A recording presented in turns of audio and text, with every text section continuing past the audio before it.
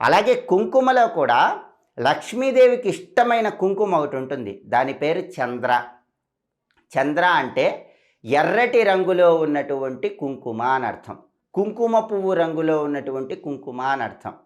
ఈ కుంకుమ పువ్వు రంగులో ఉన్న కుంకుమ చంద్ర అంటే లక్ష్మీదేవికి చాలా ఇష్టం. అందుకే ఈ చంద్ర కాస్త లక్ష్మీదేవి పాదాల దగ్గర వేస్తూ నమస్కారం చేసుకోండి. ఆర్థికంగా ఎలాంటి సమస్యలు లేకుండా ఆ సమస్యల నుంచి బయటపడవచ్చు. ఇలా రోజు లక్ష్మీదేవికి పూజ చేసి చక్కగా కర్పూర హారతి ఇవ్వండి. లక్ష్మీదేవి ప్రీతి కోసం రోజు పాలు నైవేద్యం పెట్టండి. అమ్మవారికి పాలు నైవేద్యం సమర్పించి దాన్ని కుటుంబంలో సభ్యులు ప్రసాదంగా స్వీకరిస్తే లక్ష్మీ కటాక్షం చాలా సులభంగా కలుగుతుంది.